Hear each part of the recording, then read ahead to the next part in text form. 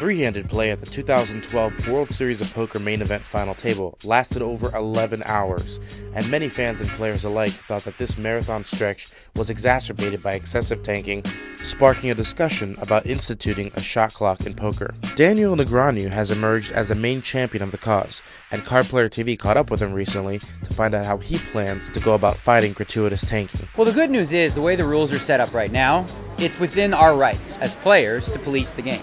So if I'm at a table with players that are tanking, I have the right to call the clock on them anytime I feel like they're taking an unreasonable amount of time. So what I've decided to do, and I let everyone at the table know already, is the first time they take over 2 minutes, I'm not going to say a word, they can take as long as they like. But after that, they're on my watch list. So at the 2-minute mark of their next tank, I'm going to call the clock, giving them 3 full minutes to make a decision, which should be plenty. I encourage others to do the same. At some point, what I'd like to see offered is we can offer some events, and one of the things that WPT's done is they have some re-entries, they have some varying buy-ins.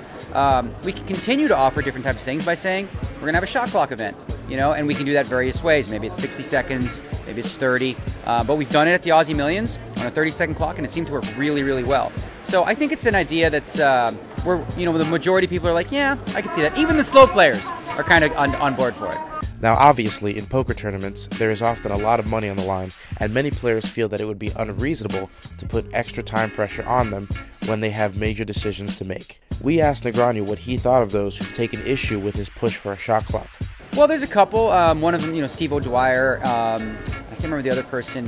They talk about reads, and they have a point on one side where, you're in a big pot, and if you wait somebody out, maybe they're going to give you a read. Like, they're sitting like this, but maybe after 2-3 minutes, they're going to give you something. So everyone should have that right.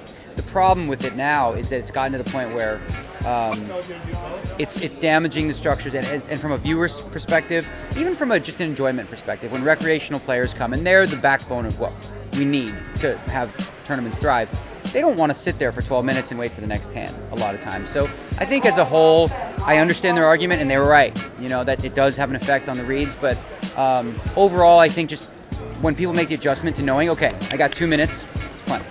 On day one of the 2012 WPT 5-Diamond World Poker Classic, Negreanu did tell his tablemates that he would be utilizing his new player police system that he discussed earlier.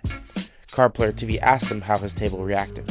Yeah, no, everyone was cool. One guy was like, so is this something you're going to do consistently throughout the whole way? Because obviously when it gets deeper, final table, you really want to clock a guy. But what I said was, at the start of the day, you're fresh. So if you have a tank that you want to just save it, because I'm going to give you one, you get your 10-minute tank. After that, you're going to be on a 3-minute clock, regardless of the tough decision. And he's like, okay. He said he's not going to do it himself, and that's fine. But again, you can take ownership of this. If this is something that bothers you personally, do something about it and create a system for yourself on how you're going to call the clock.